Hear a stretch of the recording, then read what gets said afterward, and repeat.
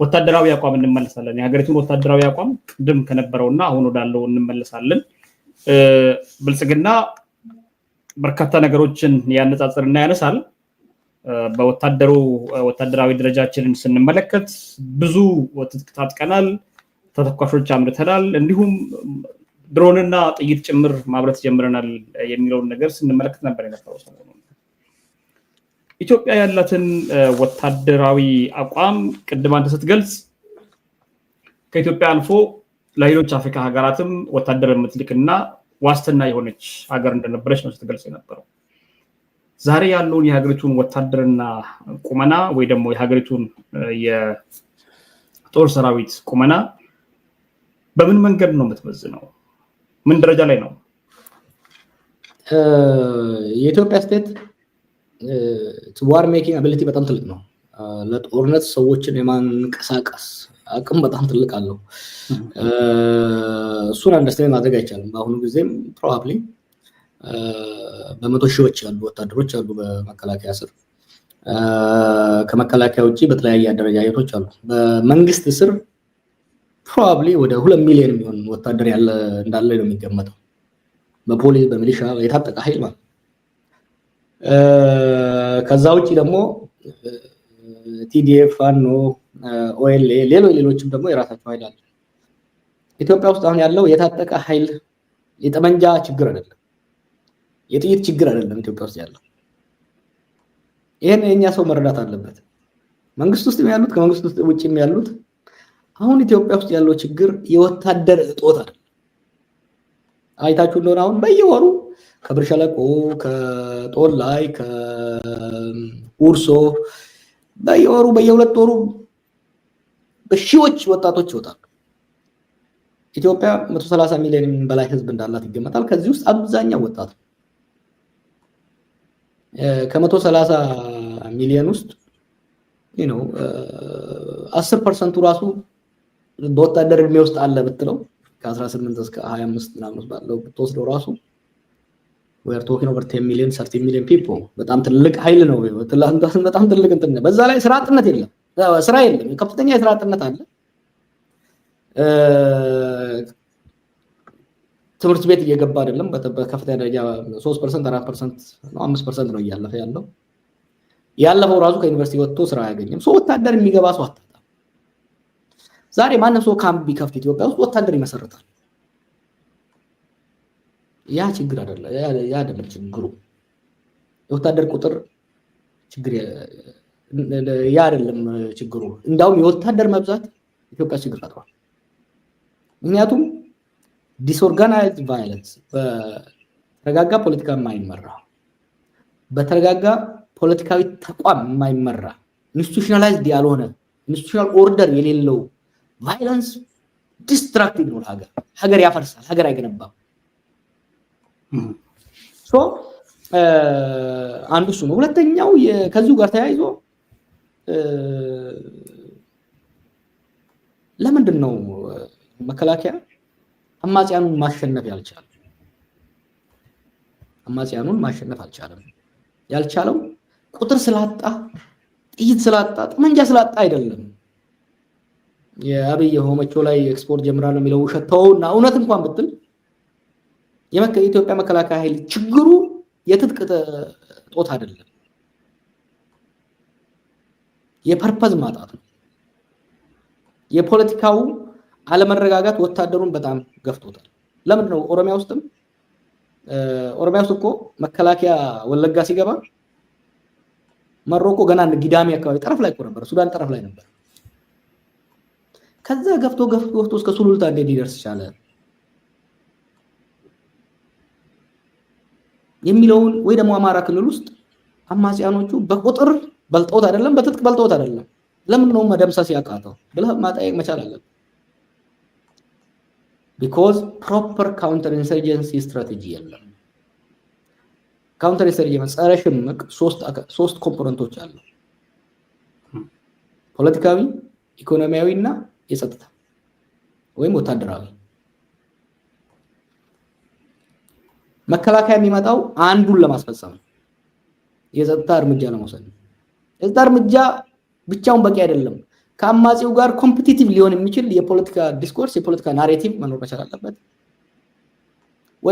ህዝቡ ወደ አማጺው እንዳይሄድ ወጣቱ ወደ አማጺው እንዳይሄድ የተሻለ እድል በመንግስት ሊፈጠርለት ይገባል ኢኮኖሚካሊ ማለት ነው። ኦሮሚያ ውስጥም ሆነ አማራ ውስጥ ብሎም ትግራይ ውስጥ ወይ የፖለቲካ እጥረት አለ ወይ የኢኮኖሚ እጥረት አለ ወይ ሁለቱም እጥረት አለ። ይሄ መከላከያው ላይ ከፍተኛ ጫና ፈጥሯል።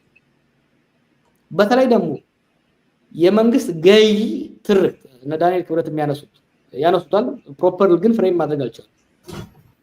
ገዢ ሀገራዊ ትርክ ዲቨሎፕ ማድረግ አለመቻል የወታደሩን የሚመራበት ፐርፐዝ አሳጥቶታል። ግጭቶቹ ብሔር ነክ ከመሆናቸው የተነሳ ይሄ ወታደር ደግሞ ህብረ ብሔራዊ ከመሆኑ የተነሳ በወታደሩ ውስጥ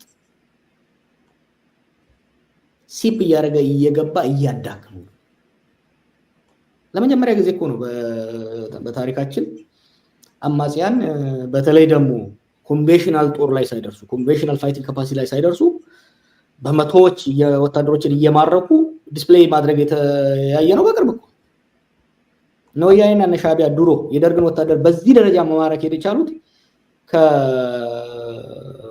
ከጎሪላ ፋይቲንግ ወደ ኮንቬንሽናል መካናይዝድ በሆነ ደረጃ መዋጋት ከጀመሩ በኋላ ነው የደረሱት። ዛሬ ፋኖም ወይለም ኮንቬንሽናል ጦርነት አልደረሱም። ስቲል ጎሪላ ታክቲክ ላይ ያሉት። ሶ ዋይ ኢዝ ኢት በተጋጩ ቁጥር በመቶዎች በሺዎች የሚማረከው ወታደሩ ሞራል የለው ፐርፐዝ የለው። ዛሬ ተዋክቶ ነፃ ያወጣውን አካባቢ ነገ ተመልሶ ያጣዋል። ምክንያቱም እሱ ሲንቀሳቀስ ቦታውን ቫኪዩምን የሚሞላ የፖለቲካዊ አስተዳደራዊ ኃይል የለም። ያ ብቻ ሳይሆን የኢኮኖሚ ውድነቱ ወታደሩን መጉዳት ብቻ ሳይሆን ኢንሴንቲቭን ፈጥሮለታል። አሁን ኦሮሚያ ውስጥ አማራ ውስጥም ተጀምሯል። አንዱም እንደሚሆን ታውቃለህ ማዚያሩ ትጥቅ እንዴት ያገኛሉ መሰለህ? የመከላከያ ወይ ደግሞ የፖሊስ አመራሮች ከላይ ያለው ኃይል ሙስና ውስጥ መሆኑን ስለሚያውቁ ራሳቸውን እየገቡበት በሚያሳዝን ሁኔታ ይሄን ያህል መሳሪያ አስታጥቄ ልክልሃለሁ ይለዋል። አማጺው የተወሰነ ገንዘብ ይሰጠዋል። በዛ መልኩ ያ ወታደር ሄዶ እየተፈተ መሳሪያ የሚወስድበት ብዙ ጊዜ አሁን ጣት ሲቀሰር ሰማለሁ። ግብጽ አስታጥቃ ኤርትራ አስታጥቃ ምናምን ይባላል።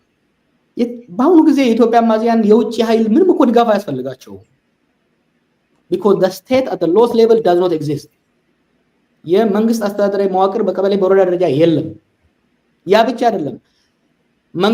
የመንግስት ወታደር ሚሊሻውም ሆነ ከሚሊሻ አልፎ ራሱ እስከ መከላከያ ድረስ ያለው የመዋጋት አሞት የለውም። አሁን ፐርፐዝ የለውም። ከዚህ የተነሳ እነዚህ አማጺያን በቀላሉ የሚያስፈልጋቸውን ወታደራዊ ትጥቅና ስልቅ ያገኛሉ። ሶ ይሄ በመከላከያ ሞራል ላይ የባሰ ቪሸስ ሳይክል እኮ እየተሸነፈ በሄደ ቁጥር ከላይ ደግሞ በተለይ ደግሞ ከላይ ያሉት አመራሮች ልክ እንደ ሲቪሊያኑ ከፍተኛ ሙስና ውስጥ እየገቡ ሄደዋል። because there is normalization of corruption, legitimization of corruption, you know እና በጸረ ሽምቅ ትግል ውስጥ ያን ሀገር መከላከያ ኃይል ከሚሸነፍበት ምክንያት ውስጥ አንዱ የሙስና መስፋፋት ነው። የሙስና መስፋፋት በተለይ በአፐር ኤችሎን ኦፍ አርሚ ውስጥ ሲገባ የሚያመጣው የሞራል ድቀት ቀላል አይሆንም። ሶ በአጠቃላይ ሶስቱ ላይ ማያያዝ መቻል አለብን። ሀብታሙ የፖለቲካ ቀውሱ የጸጥታ ቀውስ ፈጠረ፣ የጸጥታ ቀውሱ የኢኮኖሚ ቀውስ ፈጠረ፣ የኢኮኖሚ ቀውሱ የፖለቲካውንም ጸጥታውንም እያበላሸው ሄደ እና እኔ በጣም ያሰጋኛል የኢትዮጵያ መከላከያ ጉዳይ። ብዙ ሰዎች እንደምታውቁት ይታቹኛል ለምን ሶፍት ሆናለ። ምክንያቱም the only entity ኢትዮጵያ ውስጥ ህብረ ብሔራዊ የሆነ በአሁኑ ወቅት ሀገራዊ ቅርጽ ያለው ይሄ ኃይል ነው። ይሄ ኃይል ደግሞ ከቀን ወደ ቀን እየተዳከመ ከቀን ወደ ቀን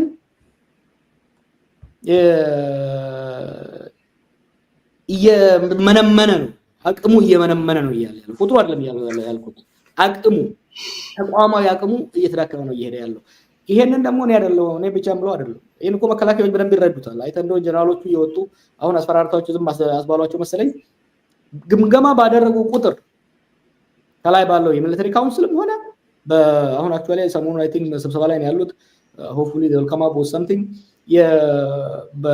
በተለይ ሚድ ራንኪንግ አመራር ላይ በማዕከላዊ አመራር ከሻለቃ አንስቶ እስከ ብርጌዴር ደረጃ ባሉት ሰዎች አመራሮች መካከል በግልጽ የሚነገር እኮ የመከላከያው መዳከም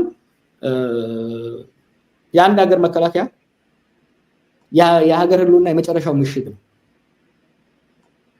ይሄ ምሽግ እየተናደ ነው። ይሄ ምሽግ ከተናደ ደግሞ ሀገር ተስፋ አይኖራትም። መልካም እንግዲህ የበርካታ ነገሮችን አንስተናል። ከመከላከያ ጋር በተገናኘ አንድ ነገር ላንሳ።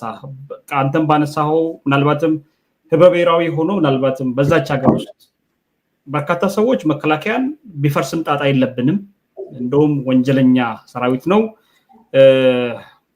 እርግጥ ነው ለህዝብ የሚያስቡ አመራሮች የሉበትም ማለት አይደለም። ግን ሙሉ በሙሉ መከላከያውን የሚያዙ ሰዎች በጦር የተቀዩ ናቸው። መከላከያው እየተዋጋ ያለው አሁን ስማቸው ሲጠራ ከነበረው ከኦኤልኤ ጋርም ከፋኖ ጋርም ከሌሎቹ ጋርም ሲዋጋ የነበረው ለስርዓት እንጂ ህገ መንግስትን ለማስከበር አይደለም። አሁንም እየተዋጋ ያለው ለዛ ነው። የመከላከያ ትልቁ ኃላፊነት ሀገርንና ህገ መንግስታዊ ስርዓትን ማስጠበቅ ነው። ላዛ ደግሞ እየተዋጋ ያለው ከሀገሪቱ ህዝብ ጋር ነው። የሀገሪቱ ህዝብ ጋር የሚዋጋ መከላከያ የደከመ ነው የሚሉ ሰዎች አሉ። የኔ ጥያቄ ይሄንንም እንደ ጥያቄ ያዝልኝና በዚህ ደረጃ ሀገሪቱን እንደ ሰንሰለት ወይ ደግሞ ሀገሪቱ ከመበተን ታድጓል ወይ ደግሞ እዛች ቦታ ብቻ ነው የቀረችው ብሎ የሚያስቡ ሰዎች አሉ። ሰንሰለቱ ነው ሀገሪቱን አንድ ላይ ትንሽም ቢሆን አያይዞ ያለው ያ ተቋም አንዱ እሱ ብቻ ነው ብሎ የሚያስቡ ሰዎች አሉ።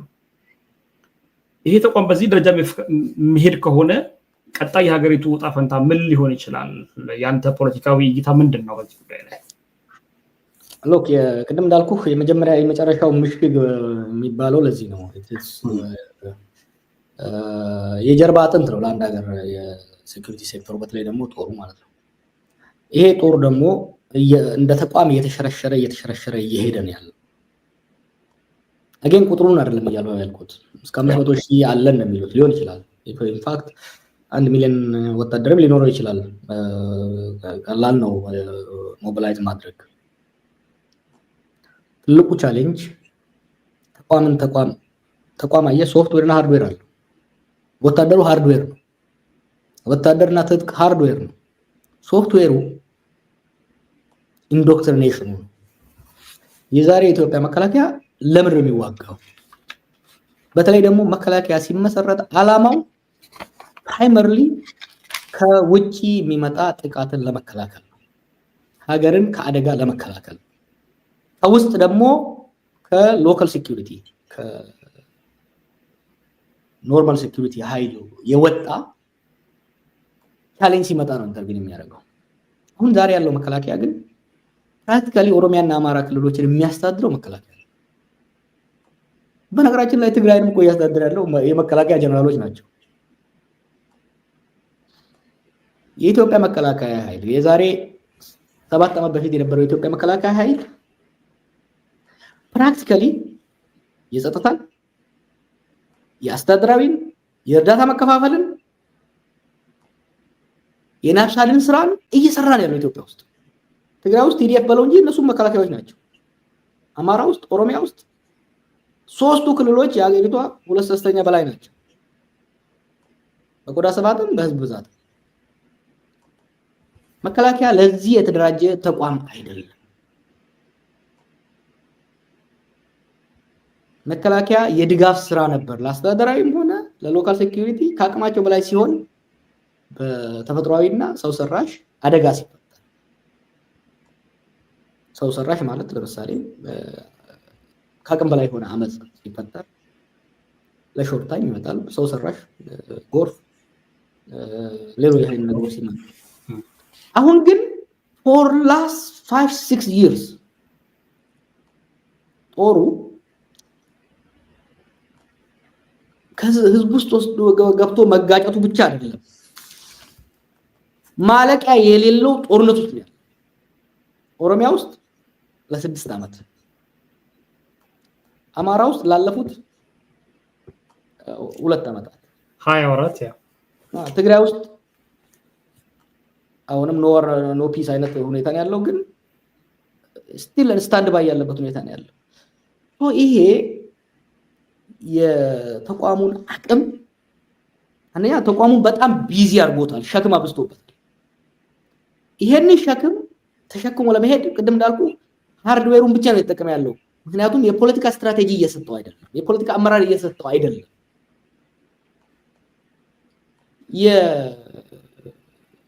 የፖለቲካ አቅጣጫ የለም፣ ስትራቴጂ የለም። ስትራቴጂ ቅድም እንዳልኩ ፖለቲካዊ፣ ኢኮኖሚያዊ እና የሴኩሪቲ ስትራቴጂ መኖር መቻል አለበት። ኢትዮጵያ አሁን ባለፉት 6-7 ዓመታት ይሄ ናሽናል ሴኩሪቲ ስትራቴጂ እንኳን የላትም። የተጻፈ የናሽናል ሴኩሪቲ ስትራቴጂ የለም። አይ ሪሜምበር አንድ ጊዜ አብይ አንድ መለጽ የጻፋት ነበረች፣ የቤታዊ ዲሞክራሲ እና የሰራዊቱ ግንባታ መጽሐፍ አለች። ድሮ ነው ያነበብኳት፣ ይዞ መጣ አንድ ቀንና ይሄ ሀገር አፍራሽ ዶክመንት ነው፣ ይሄ ዶክመንት ነው የዚህ ሀገር ችግር መቀደድ አለበት ሲል፣ ቆይ ከመቅደድ በፊት በሌላ ነገር እንተካው እና አንብበውና በደንብ ከውስጡ መወሰድ ያለበትን ወስደን ገንቢ የሆነው ወስደን አፍራሽ የሆነውን ከውስጡ ጥለን አዲስ የመከላከያ ግንባታ ሰነድ ይዘጋጅ። ከዛ በኋላ ይሄኛው መግደል ይቻላል። ከመግደል ራሱ ለታሪክ ይቀመጥ፣ ሸልፍ ላይ ማስቀመጥ ይቻላል አልኩት። without any political strategy, without proper economic strategy እየተደረጉ ያሉ እነኚህ ማብቂያ የሌላቸው ጦርነቶች መከላከያው ላይ ከፍተኛ ጫና አጥተዋል። ይሄ መከላከያ ቢፈርስ ደንታችን አይደለም የሚሉት ኃይሎች they have to be very serious። ምክንያቱም አንድ ነገር ማፍረስ ቀላል ነው፣ መገንባት ከባድ ነው። እነመለስ ኢህአዴግ አንድ ካሳሩ ስታቱስ ትልቁ የደርግ ያሉትን ወታደር ሙሉ በሙሉ ማፍረሳቸው ነበር። እነሱ እንግዲህ በቂ ህብረ ብሔራዊ በተወሰነ ደረጃ ቢሆን ህብረ ብሔራዊ ያስመሰሉት ኢህአዴግ ጦር የሚል ይዘው ነው የመጡት። እነሱ ራሱ ያን ቫኪዩም በቀላል ሊሞሉት አልቻሉም። ኢንስቲትዩሽናል ሚሞሪ ሎስ ነው የፈጠረው፣ በተለይ በአየር ኃይል። አሁን አብይ ሁሌ ስለ አየር ኃይል ኢህአዴግ አየር ኃይል አልነበረውም እኛ በአዲስ ሰራ ነው ይላል። ፓርትሊ ተስትሩ። ምክንያቱም እንደዚህ ስፔሻላይዜሽኖች አሉ፣ ተቋማዊ ስፔሻላይዜሽኖች አሉ። ይሄ የኢትዮጵያ መከላከያ ከምኒልክ ጊዜ ጀምሮ ስታንዳርድ አርሚ ስታንዲንግ አርሚ የተጀመረው ከምኒልክ ጀምሮ ነው የመጣው። ከዛ ጋር ተያይዞ እየተገነቡ የመጡ በምኒልክ ጊዜም በኃይለ ሥላሴ ጊዜም በደርግ ጊዜም በኢህአዴግ ጊዜም አሁንም ያለው ጦር ችግር አለው። አዎ ችግር አለው። ወንጀሎች ይፈጽማል። አዎ ለውጥ ስታመጣ ለዛ ነው እኔ ኢቭን በወጣትነት ዘመኔም በሪቮሉሽን ወይም ደግሞ ስር ነቀል ለውጥ አብዮታዊ ለውጥን ማልደግፍበትና ጥገናዊ ለውጥ ያስፈልጋል የምለው ነገሮችን ሙሉ በሙሉ አፈርሰን እንሂድ ማለት ስትንደው አብረህ የምታጣው ነገር አለ። በአዲስ ለመተካት ደግሞ ስመጣ ገና ከዜሮ የምትጀምራቸው በተለይ ፖለቲካል ፓርቲ ብታፈርስ ችግር የለውም፣ አዲስ ተመሰርታል፣ ብዙ ምን የለውም። ወታደራዊ ተቋሞች ግን የሴኩሪቲ ተቋሞች በጣም አስቸጋሪ ነው። አንድ ከዚሁ ጋር ያያየ የደህንነቱን ልስጥ። አብይ ጌታቸው አሰፋን ሲያባርር የሄደበት አካሄድ የኢትዮጵያ መንግስት እስከዛሬ ድረስ ተመልሶ በቂ የሰብአዊ መረጃ ኃይል ማደራጀት እንዳይችል አድርጎታል። ምክንያቱም የተቋማዊ እንትሮች አሉ፣ ተያይዞ ሰንሰለቶች አሉ። ከጊዜ ወደ ጊዜ ከትውልድ ወደ ትውልድ እየወረስክ ትመጣ። ኢህአዴጎች ሲመጡ መከላከያ ብቻ ሳይሆን የነበረውን ደህንነትም አፈረሱ፣ የተወሰኑ ሰዎችን ወሰዱ። አብይ መከላከያውን እንኳን ብዙም ባያፈርሰው ደህንነቱን አፈርሶት መልሶ ለመገንባት እስከዛሬ ናሽናል ኢንተለጀንስ ሴኩሪቲ ሰርቪስ ናሽናል ኢንፎርሜሽን ሴኩሪቲ ሰርቪስ የሚባለው ኃይል በሂውማን ኢንተለጀንስ እስካሁን ወደ ነበረበት መመለስ አልተቻለም። ለዚህ ነው አሁን ሶማሊያ ላይ ያለን እጥረት ብዙ መናገሩ ነውር ነው እውነቱን ለመናገር የሚያሳፍር ነው ፕራክቲካሊ ኢትዮጵያ ዛሬ የሚመጥናትና ሩብ የሚመጥናት የደህንነት ተቋም የላትም መከላከያ ብቻ አይደለም ማለት ነው የደህንነት ተቋሙ ራሱ በጣም ተዳክሟል አንዳንድ ራሳቸውን ይሸውዳሉ ልክ አብይ ከኢንሳ ስለመጣ ብቻ ኢንሳ ላይ ኦብሰስ የማድረግ ኢንፎርሜሽን ሴኩሪቲ ወይ ደግሞ ኢንፎርሜሽን ኢንተለጀንስ ጠቃሚ ነው ግን በኢትዮጵያና በአፍሪካ ተውና በአለም ላይ ራሱ የሳይበር ሴኩሪቲ የሂውመን ሴኩሪቲው ሰፕሊመንተሪ ነው እንጂ ድጋፍ ሰጪ ነው እንጂ ሪፕሌስ ሊያደርገው አልቻለም ገና it's not there yet human intelligence is key የሂውመን ኢንተለጀንስ የኒስ አቅም በጣም ተመናምኗል ይሄ ደግሞ ከመከላከያ ጋርም ይያያዛል አንዱ መከላከያ ቅድም እንዳልኩ መከላከያ በካውንተር ኢንሰርጀንሲ በፀረ ሽምቅ ትግሉ ሊሳካለት ያልቻለውና አማጺው ከጊዜ ወደ ጊዜ አቅሙንም ስፋቱንም እያሳደገ የሄደበት ምክንያት ምንድነው የኢንተለጀንስ ሰርቪስ መዳከም መከላከያው ብላይንድ ሆኖ እንዲሄድ ያደረገው ኦፍኮርስ መከላከያ የራሱ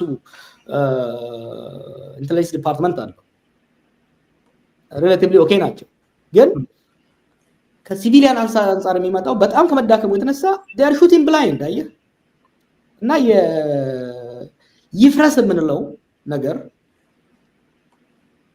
መለወጥ ያለበት ቢሄቪየሩ ነው ኢንዶክትሪኔሽኑ ነው ህግን እንዲከተል ማድረግ ነው አላማውን በግልጽ ማስቀመጥ ነው ወጣ ብለው ጥፋት የሚያጠፉትን ማረም ያማሆኑትን ነቅሎ ማውጣት እንጂ እነዚህን ተቋማቶች ማጠናከር እንጂ ማዳከም ለህዝብም ለሀገር የሚጠቅማል ብያለሁ ጥሩ ይሄንን ካነሳ ሃይቀር በጣም ጠንካራ ርዕስ ነው ይሄ በተለይ ከመከላከያ ጋር በተገናኘ አሁንም እያወራንበት ያለ ነው አንድ ነገር ላንተም ላንሳልህና ምናልባት ለመከላከያ ሰዎችም የሚተላለፍ መልእክትና ራሳቸው እንዲፈትሹም የሚሆን ጥያቄ ይመስለኛል ቀጣይ ጥያቄ የሚሆነው ከመከላከያ ጋር መከላከያ እንደ መከላከያ የራሱ ተቋም አለው ለህገ መንግስቱ ነው ተገዢነቱ ከህዝቡ ጋር እየተዋጋ ነው ያለው ለዚህም ትልቅ ዋጋ እየከፈለ ነው ያለው ለዚህ ትልቅ ዋጋ እየከፈለ ያለ ድርጅት ወይ ደግሞ ተቋም የራሱ ስብዕና የለውም ወይ ግለሰብ እንደፈለገ የሚነዳው ከሆነና አይ በቃ እዚህ ጋር ጦርነትን አቁም ቁጭ ብለ ተደራደር በሰላም መንገድ መፈታት ያለባቸውን በሰላም መንገድ ፍታ ካልፈታህ ግን መከላከያ ከእንግዲህ ላንተ የሚዋጋበትና የሚሞትበት ጉዳይ የለውም ሀገሪቱ ውስጥ ያሉ የፖለቲካ ድርጅቶችና ተቋማት ሀገሪቱን ለተሻለ የፖለቲካ መድረክ ሊያዘጋጇት ይገባሉ ያንተ ጉዳይ እዚህ ጋር ሊቆም ይገባል ብሎ ስርዓቱን ወይ ደግሞ አብይ ግለሰብ ሆኗልና ይሄንን ስርዓት ማስቆም አይችልም ወይ መከላከያ ይሄንን ማድረግ ካልቻለስ ለመከላከያ መቆርቆሩና በዚህ ደረጃ መከላከያን ሰንሰለት ነው ብሎ መናገሩ ከግለሰብ አገልጋይነት በተሻለ እንድንመለከተው ያደርጋል የሚሉ ሰዎች አሉ ምንድነው እይታ ያንተ ጉዳይ እዚህ ላይ መከላከያዎችም ራሳቸው እንዲመለከቱ ፈልጋለሁ በዚህ ጉዳይ ላይ well ያን ሀገር መከላከያ ሀገር ያስጠብቃል ትዛዝ ግን almost always በወቅቱ ስልጣን ላይ ካለው የሲቪል አመራር ነው የሚቀበለው በተለይ ደግሞ አሁን ያለው ኢትዮጵያ ውስጥ ያሉት መኮንኖች በመለስ ተቀርጸው የመጡ ናቸው የመለስ አቋም ደግሞ በተለይ ከራሱም ስልጣን ከሁሉም አንፃር የነበረው ኢንዶክትሪኔሽን የፓወር አምቢሽን እንዳይኖራቸው የስልጣን ምኞት እንዳይኖራቸው ተደርገው የተቀረጹ ናቸውና ቲዮሬቲካሊ በሁሉም ሀገር ወታደሩ የፖለቲካ ፍላጎት እንዳይኖረው የስልጣን ፍላጎት እንዳይኖረው ማድረጉ የሚመከር አሁን ወደ አንተ ወደ አነሳው ጥያቄ ወስደናል አንድ ወታደራዊ ኃይል ኦፍ ኮርስ አላማው በጊዜው ስልጣን ላይ ላለው ሲቪሊያን አመራር መታዘዝ ነው ማስፈጸም ነው ያ ሲቪሊያን አመራር ህግና ስርዓት ውጪ ወጥቶ በተለይ ደግሞ የሀገር ብሔራዊ ህልውናን የሚጎዳ ስራ ሀገር የሚያፈርስ ስራ ውሳኔ ሲወስድ እርምጃ ሲያዝ ምን ማድረግ አለበት የሚለው ብዙ ጊዜ አፍሪካ ውስጥ ችግር እየፈጠረብን የመጣው ይሄ ነው ምክንያቱም የሲቪሊያኖቹ ከስልጣናቸው ከህግና አሰራር ውጪ ብሔራዊ ጥቅም እየጎዱ በሄዱ ቁጥር እንዲህ አይነት ጥያቄ ከህዝቡ ሲነሳል እንዲህ አይነት ጥያቄ ወታደሮቹ ላይ ጫና ይፈጥራል። ጫና ብቻ ሳይሆን ኢንሴንቲቭም ይፈጥርላቸዋል። ወታደሮቹ ወደ እርምጃ የሚሄዱበት ሁኔታ ይፈጥራል።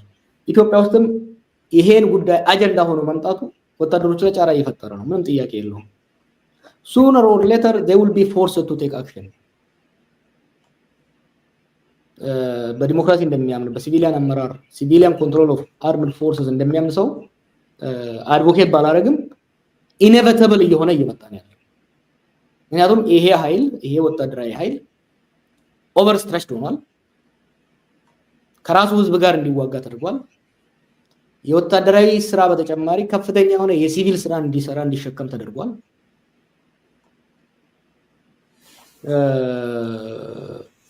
ጫና እየፈጠረበት ነው። አብይ አምና ሲናገር አንዳንዶች የወታደራዊ መፈንቅለ መንግስት ያስባሉ፣ አይሳካም እናውቃለን ምናምን ሲል ነበረ። ራሱ እየሸወደ ነው። ምናልባት እሱ ከላይ ያሉትን 5-10 ጀነራሎች በተለያየ መልኩ ይያለው በገንዘብ ይያለው አሰራርች ያለው ብሎ አስቦ ሊያስብ ይችላል። that's not true። አብዛኛው ከውስጥ በማከለ ያለው ኢቨን ሲኒየር ላይ ያለው አመራር ያገረቷን ችግር እኔና አንተ ከምንረዳው በላይ ይረዳል። እኔና ካንተ የበለጠ ቁጭት አለው። አምፀው ጫካ ከገቡት ልጆች ባልተናነሰ ስሜት አለው። ይሄ ወታደር እኮ የገበሬ ልጅ ነው። እናቱ አባቱ ቤተክርስቲያን መስጊድ መሄድ እያቃታቸው የሞተ መግባር እያቃታቸው ቤታቸው እየተቃጠለ እየተዘረፉ ያለው ወታደር ነው። ወታደር የሆነው የሀገር ህልውና ለማስጠበቅ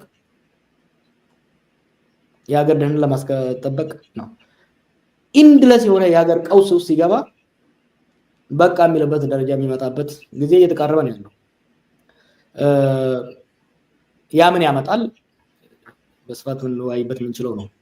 ግን እንደኔ አሁንም ውግንናዬ ከከሌ ጀነራል ከከሌ ምናምን የሚል ነገር ሳይሆን እንደ ተቋም ግን ተቋሙን ፉሊ ዲሊት ማድረግ ይጎዳናል። ተቋሙን መገሰጽ፣ መተቸት፣ ጥፋቶች እንዲታረሙ ማድረግ፣ ከፍተው የወጡ መኮንኖችን ማጋለጥ ተገቢ ነው። ሆኖም ግን ተቋሙ የመከላከያም ሆነ የብሔራዊ ደህንነትም ሆነ የፖሊስም ኃይል ቢሆን አፍርሰን በአዲስ እንተካለን የሚለው ሐሳብ አደጋ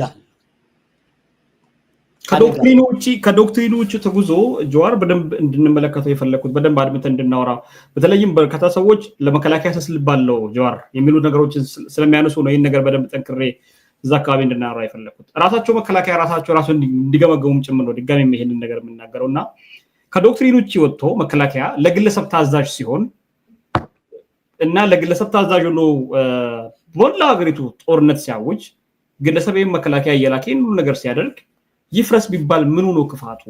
ወይ መከላከያ ራሱን ካላረመ መፈንቅለ መንግስት ያደርግ ብቻ አይደለም ወይ ደግሞ መፈንቅለ መንግስት ያደርግ የሚል እኔ እምነት የለኝም።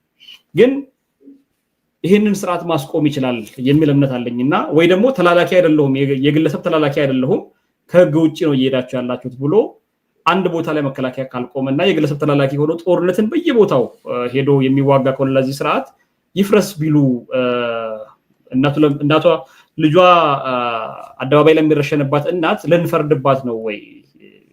ለዛ ወንድም ልንፈርድ ነው ወይ? No, I understand እኮ ጥያቄ ከነጣ አካል ግን ነገ የሚጠቅመን ተቋም ይፍረስ ከምንል ዛሬ የጎዳና ያለው ግለሰብ ይወገድ ማለቱ አይሻልም? እሱን ነው መከላከያ ማድረግ ያለበት የሚል ነው ጥያቄ።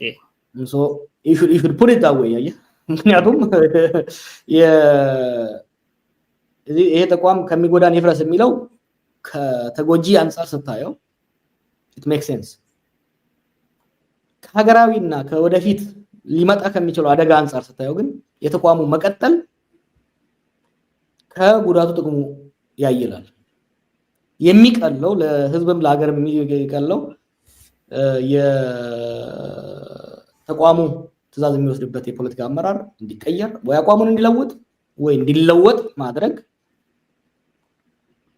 ሰራዊቱ ከህዝብ ጋር እንዲወግን ለሀገር እንዲወግን መስራቱ የተሻለ ነው እንጂ ይፍረስ እያልከ ከሄድክ አደጋ አለው። እኔ እያልኩ ያለሁት ምንድነው መከላከያም እንደ ተቋም ችግሮች አሉት፣ ኦፊሰሮችም ችግር አለባቸው።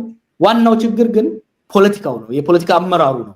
ትግሉ መሆን ያለበት ኢቨን ጦሩ ራሱ ከህዝብ ጋር ሆኖ የፖለቲካ አመራሩ አሰራሩንና አካሄዱን እንዲቀይር ወይ እንዲቀየር ማድረግ ላይ እንዲሰራ መስራቱ የተሻለ ነው። ያ ነው ለሀገር የሚጠቅመው። ዛሬ ህዝብ እየገደለ ያለ መከላከያ ቢፈርስ ያ ግድያ አይፈርስም። ሀብታሙ ልስን ኢትዮጵያ ውስጥ ስቴቱ ከመዳከሙ የተነሳ የሲቪል አድሚኒስትሬሽኑ የሲቪል አስተዳደሩ ከመፍረሱ ከመዳከሙ የተነሳ እርዳታ እያደረሰ ያለው መዳበሪያ እያከፋፈለ ያለው መከላከያ እኮ ነው። ተቋም ያለው ፌደራል ተቋም ሀገራዊ ተቋም እሱ ብቻ ስለሆነ ሌላው ፈርሶ የቀረው እሱ ብቻ ስለሆነ ከግድያውና ከውጊያው አልፎ ቤዚክ እርዳታ እያደረሰ ያለው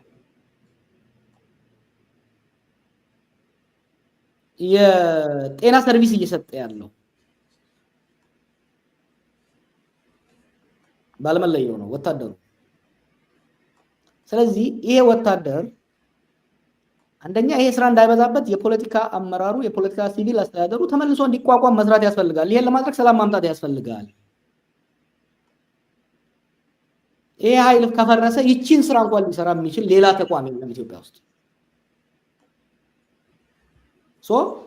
የአብይ አህመድ የመጨረሻው ብቸኛው ምርኩዝም ይሄው ተቋም ነው። ይሄን ተቋም ይሄን ምርኩዝ መስበሩ መበታተኑ ይሻላል ወይስ ይሄ ምርኩዝ የአምባገነኑ መመርኮዣ መንቀሳቀሻ እንዳይሆን ማድረጉ ይሻላል? that's the question መሆን ያለበት እዛ ላይ ፎከስ ማድረግ ያለበት። እኔ ብዙ ጊዜ የምለው ተቋሙ መቀየር አለበት፣ ከህዝብ መወገን አለበት፣ ከሀገር መወገን አለበት፣ ተቋሙ ግን እንደ ተቋም መቀጠል አለበት የሚል ሀሳብ ያለኝ። በጣም ጥሩ ጀዋር። ሌላኛው እንግዲህ ዛሬ እያወራን ያለነው የ7 ዓመት ፖለቲካዊ ጉዞና የሀገር ጉዞ ስለሆነ ረዘም ያሉ ነገሮችን ነው እያነሳን ያለነው። ሁሉም ደግሞ በጣም ኮንክሪት የሆኑ ነገሮች ይመስሉኛል እያነሳን ያለነው እና ተመልካቾቻችን እንደማትሰራችሁ ተስፋ አደርጋለሁ። ጀዋርም ጊዜን እየወሰድኩ እንደሆነ አውቃለሁኝ፣ ግን በጣም ሰፊ አጀንዳ ስለሆነና ትልቅ ርዕስ ስለሆነ የዛሬውን በዚሁ እንቀጥላለን። ወደ ሉዓላዊነት ልውሰድ። ሉዓላዊነት ቅድመ ብልጽግናና ዛሬ የሀገር ሉዓላዊነት ምን ይመስላል? በርካታ ሰዎች ሉዓላዊነትን እንደ ትልቅ ነገር ይወስዳሉ። ብልጽግና ዛሬ አንተ በምትጠቀመው ቋንቋ ልጠቀምና የብልጽግና ደሴት ወይ ደግሞ እንደ ሺሻ ባሸበረቀች ከተማ ላይ ቁጭ ብለው ብዙ ነገር ይናገራሉ። ደመሰስ ናቸው የሚሉ መከላከያ ጀነራሎችም አሉ። ግን በተቃራኒው በሁሉም አቅጣጫ ሉዓላዊነት ተደፍሯል። በጅቡቲ ሳይቀር አልሸባብ ጭምር ድንበር አቋርጦ በርካታ ግዛቶችን ሄዶ ጥቃት የሚፈጽምባት ሆናለች። ደቡብ ሱዳን ወረዳን ተቆጣጥራለች፣ ሰፈር ቀይራለች፣ ሀገር ስም ቀይራ የራሷን ዜጎች እዛ አስፍራለች። የኢትዮጵያ ዜጎች የነበሩትን መታወቂያ ሰጥታ የራሷ ዜጎች አድርጋለች ያለምንም ህጋዊ ስምምነትና ህጋዊ ፈቃድ። ኤርትራ ተመሳሳይ ነገር አድርጋለች። በርካታ ቀበሌዎችን ከትግራይ ወስዳ ኢትዮጵያዊ የሆኑ ሰዎችን ወስዳ የራሷ ዜጎች አድርጋ ሳዋ ጭምር ወስዳ እያሰለጠነች ነው የምትገኘው። የሉዓላዊነት ጉዳይ ሲታይ ኢትዮጵያ የምትባል ሀገር የለችም የሚሉ ሰዎች አሉ። ሱዳን በርካታ መሬትን ይዛ አልቡርሃን ጭምር አካባቢ ጋር ስማምቼ ያስኩት ምንድነው የምታወሩት የሚባልበት ሁኔታ ነው ያለውና አብይ ግን ከማንም ጎረቤት ጋር ተዋግቼ አላቅም ሰላም ነው ያለ ነው የሚል ነገር ይናገራል። ሉዓላዊነት እንዴት ይታያል? ኢትዮጵያ አሁን ያለችበት ሁኔታ እንዴት ነው የምትገልጸው? ሉዓላዊነት እኮ የውስጥ ጥንካሬ የውስጥ ሰላም ነጸብራቅ እኮ ነው። እኔ ስለ ድንበር መናገር እኮ ቅንጦት አይደለም እንዴ? ምን ሉዓላዊነት ግን እንዳልኩ መቂ ላይ እኮ ሉዓላዊነት የለም። ሉዓላዊነት እኮ የስቴት ሉዓላዊነት ከውጭ ኃይል ጋር ብቻ አይደለም። የስቴት የመንግስት የማዕከላዊ መንግስት የመንግስት ተቋማት የመንግስት የጸጥታ ኃይሎች የአቅም የበላይነት ማለት እኮ ከመንግስት ፈቃድ ውጪ ታጥቆ የመንቀሳቀስ የመግደል የመዋጋት አቅም ያለው ኃይል አለመኖር ማለት ነው። ድሮ በደርግ ጊዜም በኃይለ ሥላሴ ጊዜ በደርግ ጊዜ ከፍተኛ ጦርነት ተካሄደ ሲባል የኤርትራ በረሃ የባሌ በረሃ ምናልባት የኦጋዴን በረሃ ውጪ ሌላው የኢትዮጵያ አካል ሰላም ነበር፣ መንግስት ቆጣጥሯል። አሁን ያ የለም። ታታስ ቼንጅ እና የድንበር ጉዳይ ብዙም እኔ እንደ ኢሹ መሆን ያው ሌላ ሀገር ብለን ካልሄድን በስተቀር ያን እንኳን ማስጠበቅተውና ወደ በ100 ኪሎ ሜትር ሬዲየስ ውስጥ ማስጠበቅ አልተቻለም። ከዛ ይልቅ የሀገሮች የጎረቤት ሀገሮች ግንኙነት እንዴት ነው ያለው? አደጋ የሚታየኝ አሁን ነው ከሱዳን አንፃር። እሱም በደንብ እንመጣበታለን። ጀዋር የሉዓላዊነትን ጉዳይ አንድ ነገር ላንሳለህ። ቅድም በመከላከያ ጉዳይ ረጅም ተከራክረን አውቃለሁኝ፣ ግን ድጋሚ እዚህ ጋር የመከላከያ ተጠያቂነት ጎላ ብሎ ይመጣል። ከራሱ ህዝብ ጋር ለአብይ ስልጣን ብሎ በዛ ደረጃ የሚዋጋ መከላከያ በህገ መንግስቱ ጭምር ምሎ ተገዝቶ ሊያስጠብቀውና ሊጠብቀው ቃል የገባለት ድንበር በዚህ ደረጃ ሲጣስ ምንም አይናገርም። ታዲያ ያ መከላከያ እዛ ድንበር ያሉ ሰዎች ዛሬ ቢናገሩት የኔ ወገን አይደለም ቢሉት ይፈርስ ደንታ አይደለም ቢሉ ማን ይቀየማቸዋል የሚሉ ሰዎች አሉ። ከሉዓላዊነት ጋር በተገናኘ ድንበርን ማስከበር መከላከያ ማለት ነው ወይ ደግሞ ምንም የማይናገር መከላከያ? ምንም አይናገርም እኮ አይደለም። መከላከያ ሸዋ ላይ፣ ወለጋ ላይ፣ አርሲና ጎንደር ጎጃም ላይ ቢዚ ነው። ምን ታደርጋለህ? if you are the commander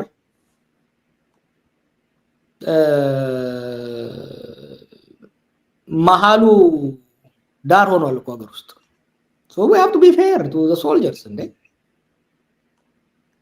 የመዋጋት ስራ ብቻ አይደለም፣ የማስተዳደር ስራ፣ የሲቪል ስራ፣ እርዳታ የማከፋፈል ስራ፣ መዳበሪያ የማከፋፈል ስራ፣ ቤዚክ ስራውን እየሰራ ያለው ወታደሩ ነው። ስለዚህ ኢትዮጵያ የምትተዳደረው መከላከያ ማለት እንችላለን። አሁን ወታደራዊ ነው የምትተዳደረው ማለት ነው። ወታደሩ ሀገር እያስተዳደረ ያለው ካድሬውማ ዘረፋ ላይ ብቻ እኮ ነው ያለው። ዝኖት only እኮ አብይ ራሱ ብሎ ወጥቶ ሲናገር የነበር አይደለም እኔ ዛሬ አመትና ከዛ በፊት በተለይ ደግሞ ኦሮሚያ አማራ ገቨርን እያደረገ ያለው ትግራይንም ቢሆን በቲዲኤፍ ስም ገቨርን እያደረገ ያለው ሰው እኮ ወታደሩ ነው። ከኢህአዴግ ውስጥ የተረፈው ወታደሩ ብቻ የፖለቲካል ክላሱ በላተኛ ብቻ ሆኗል። በኦሮሚያና በአማራ ውስጥ እኮ የወረዳ አስተዳዳሪዎች መከላከያ ካምፕ እኮ ነው የሚያድሩት። ፊዚካሊ ትራንስፖርት ከወረዳ ወረዳ በመከላከያ ሄሊኮፕተር ነው የሚሄዱት። መከላከያ ቢዚ የሆነው ድንበር እንዳይጠብቅ እነዚህን ካድሬዎች አጅቦ ከቦታ ወደ ቦታ የማሻገር ስራ ላይ ቢዚ ስለሆነ ነው። ሶ ሪሌቲቭሊ ከሱዳን ሳውት ሱዳን ድንበር ከፍተኛ ጥቃት ያለው ምዕራብ ሸዋ ላይ ነው።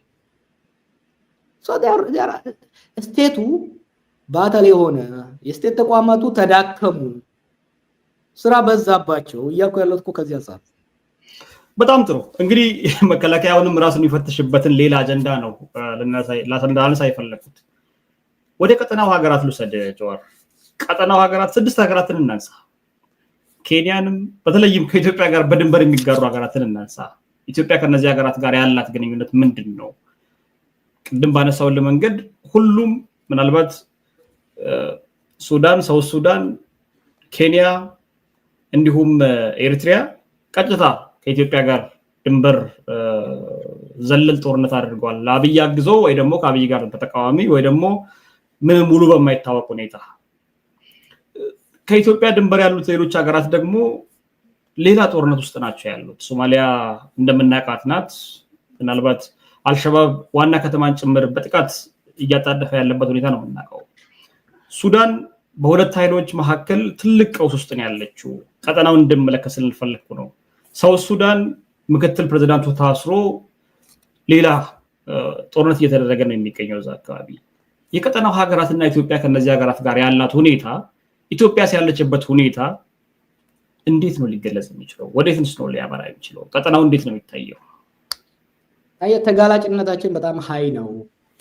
የውስጥ ጦርነቶች ካልቆሙ በስተቀር አካባቢው ላይ ካለው አለመረጋጋት አንጻር ችግር ነው። የውስጥ እነዚህ በሱዳንም በማንኛውም ሀገራት ያሉ አለመረጋጋቶች የውስጥ ችግራችንን ያባብሱታል። ለዚህ ነው የውስጥ ችግራችንን ለመፍታት መረባረብ ያስፈልጋል። ጦርነት መቆም አለበት እያልን የምንወተውተው ብዙዎች የሚወተውቱት ከዚህ አንጻር ነው። ከዛ ይልቅ ምንድነው እየተደረገ ያለው? ለምሳሌ ሁሉም የሚያውቀው ነው የኢትዮጵያን ብሔራዊ ጥቅም ተከትሎ ሳይሆን የኤሚሬቶችን ትዕዛዝ ብቻ በመከተል ኢትዮጵያ የሐሜቲን ጦር ስታስታጥቅ ነበር። መሳሪያ ከየቦታው እየመጣ እየተጫነ በኢትዮጵያ እንደሚያልፍ ሁሉም ያውቃል። ያ ጦር አሁን እየተሸነፈ ከካርቱም ሲወጣ በእኛ አካባቢ ያለው ድንበር በዛኛው ጦር በቡርሃን ጦር ቁጥጥር ስር ሲወድቅ ተጋላጭነታችን ጨመረ ማለት ነው። በጎንደር እና በዛ ድንበር ኦኬ። በሌላው በትግራይ ጦርነት ምክንያት ትልቅ ቁጥር ያለው የትግራይ ወታደሮች በመከላከያ ስር ያሉትም ጭምር ተቆርጠው ሱዳን ቀርተው በዛ ጦርነት ውስጥ ተሳትፈዋል። So we have got ourselves entangled in Sudanese conflict. ይሄ መዘዙ ወደፊት አደገኛ ነው የሚሆነው።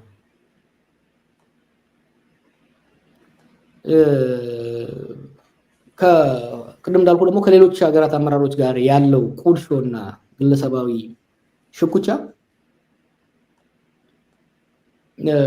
የኢትዮጵያን ጸጥታና ደህንነት የሚያጎድፍ ነገር የሚጎዳ ነገር ሲመጣ ባይደግፉም ራሱ ምን አገባኝ ወደሚሉበት ደረጃ ላይ የገቡበት ነው ያለው።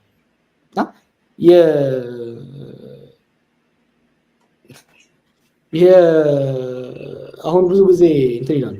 አንድ ኤግዛምፕል ላንሳለህ። ታንዛኒያ ላይ ከነ መሮ ጋር ተደራደሩ። በዓለም አቀፍ ስምምነት ከአሜሪካኖቹ ጋር ከሁሉ ጋር ተፈራርመው የወሰዱትን የኦኤልኤን አመራር ታንዛኒያ ሲደርስ አገር አትመለስም ብለው ከለከሉ። ልጆቹ ግን ያለምንም ከልካይ አገራቸው ተመለሱ። ወደዛ ተልዩ አንደኛ መጀመሪያው መንግስት ሊከተለው የፈለገው ቀሽም አካሄድ ነበር። አቅሙን ሳያቅ ማስፈጸም የማይችለውን ነገር ማስፈጸም የሚያስችለው አቅም እንደሌለው ኢትዮጵያ ኤር ስፔሱን መተባበቅ አልቻለም። ኦኬ የኤር ስፔሱን ላንድ ስፔስ ተውና ኤር ስፔሱን